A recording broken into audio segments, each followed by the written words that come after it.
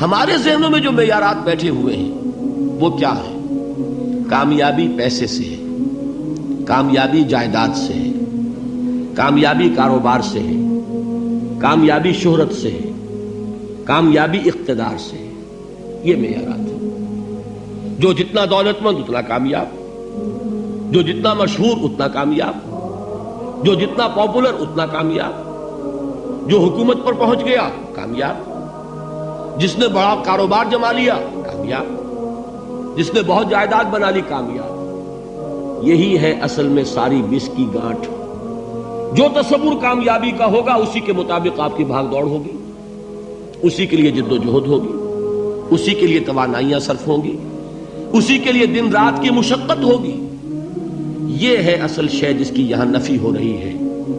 کامیابی دولت سے نہیں، کامیابی شہرت سے نہیں، کامیابی اقتدار اور طاقت اور حکومت سے نہیں، بلکہ کامیابی ہے ایمان سے، عمل صالح سے، تواصی بالحق سے، تواصی بالصبر سے. آپ غور کیجئے اس نقطہ نظر کا، اس ایٹیچیوڈ کا، یہ جو مینٹل ایٹیچیوڈ ہے اس کا بدل جانا ہی انسانی شخصیت کے اندر انقلاب برپا کرے گا. اب آپ کا نتیجہ کیا نکلا؟ اگر تو دولت سے کامیابی ہوتی تو قارون بہت کامیاب تھا، اگر حکومت سے کامیابی ہوتی تو فرعون اور نمرود بہت کامیاب تھے. کامیابی ان سے نہیں ہے. کامیابی انسان دولت میں قارون کی دولت تک پہنچ جائے اور دنیا میں دبدبہ اور اقتدار اور سلطنت اور حکومت کے اعتبار سے وہ نمرود اور فرعون کا مقام حاصل کر لے، وہ ناکام ہے، خائب ہے، خاسر ہے، برباد ہے.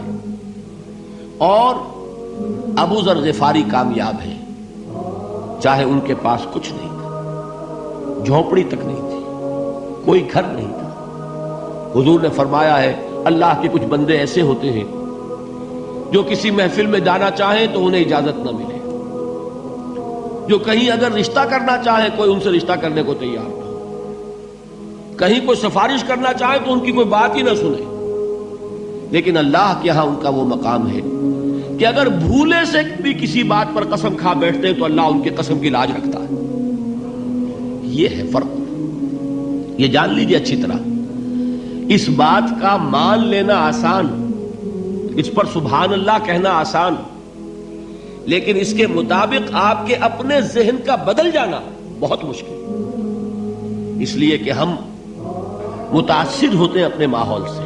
وہ بڑا محل ہے، دیکھ کر ایک دفعہ جھجری آتی ہے، وہ بڑی سی 20 فٹ لمبی کار سناٹے کے ساتھ آپ کے پاس سے گزر گئی. ایک دفعہ اعصاب کے اندر ارتعاش ہوتا ہے، محسوس ہوتا ہے بڑے یہ نصیبے والے لوگ ہیں، بڑے خوش نصیب، بڑے کامیاب. حالانکہ کچھ معلوم نہیں کہ یہی سب سے بڑی بد نصیبی ہو سکتا ہے کہ یہی سب سے بڑی ناکامی ہو. اگر ذہنوں میں یہ بات بیٹھ جائے کامیابی کس شے سے. یہی وجہ دیکھیے قرآن مجید میں بارہا آپ دیکھیں اولئک ھم المفلحون، یہ ہے لوگ کامیاب ہونے والے.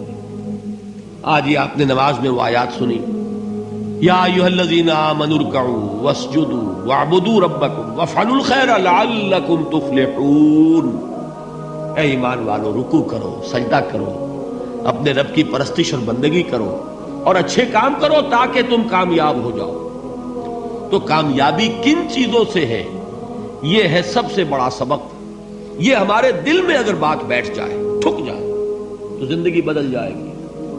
صبح و شام بدل جائیں گے، نقشے بدل جائیں گے، بھاگ دوڑ کا رنگ بدل جائے گا، ویلیو سٹرکچر بدل جائے گا. آج وہ ایک چیز نہایت اہم نظر آ رہی ہے، کل نہایت غیر اہم نظر آئے گی. جیسے کہ حضور کی حدیث ہے مالی ولی دنیا، مجھے تمہاری اس دنیا سے کیا سروکار ہے. انما مثلی کراکب استظل تحت شجرۃ ثم راح فترکها، میری مثال تو اس سوار کی سی ہے جو تھوڑی دیر کے لیے ایک درخت کے سائے میں ٹھہرتا ہے سستانے کے لیے، پھر وہ اپنا راستہ لیتا ہے. اسے اس درخت سے مستقل تعلق اس کا نہیں ہے، وہ اس کا گھر نہیں، وہ اس کی منزل نہیں. اسی طرح یہ دنیا میرا گھر نہیں ہے. اب دیکھیے ہم کہتے ہیں انا للہ و انا الیہ راجعون، ہم تو مسافر ہیں، ہم اللہ کے پاس سے آئے، اللہ کی طرف ہمیں لوٹ جانا ہے. کن فی الدنیا کانک غریب و عابر سبیل، حضور فرماتے ہیں دنیا میں ایسے رہو جیسے کہ تم اجنبی ہو یا راہ چلتے مسافر. لیکن یہ طرز عمل کب ہوگا؟ جبکہ یہ آیت ہمارے ذہنوں کے اندر بیٹھ گئی ہو. والعصر ان الانسان لفی خسر الا الذین آمنوا وعملوا الصالحات وتواصوا بالحق وتواصوا بالصبر. یہ ہے اصل بات جو میں نے عرض کیا تھا کہ میں بتاؤں گا صحابہ کیوں ایک دوسرے کو یاد دلاتے تھے. اس لیے کہ دیکھیے جیسے برف باری اگر ہو رہی ہو، آپ باہر نکلیں گے تو برف آپ کے کپڑوں پر جم جاتی ہے نا، تو آپ جھٹکتے ہیں کپڑوں کو تاکہ برف ہٹ جائے. ہمارے ایمان پر اس دنیا میں رہتے ہوئے جب ہم متاثر ہوتے ہیں ماحول سے تو گردہ آ جاتا ہے، برف پڑ جاتی ہے، اس کو جھٹکتے رہنے کی ضرورت ہے. اور وہ جھٹکنے کی بہترین اور مؤثر ترین شکل یہی ہے کہ یاد رکھو کامیابی ان چیزوں سے نہیں ہے. چمک دمک جو ہے دنیا کی، یہ ساری چمک دمک جو تمہیں رجھا رہی ہے، جو تمہیں اپنے اندر گم کیے ہوئے.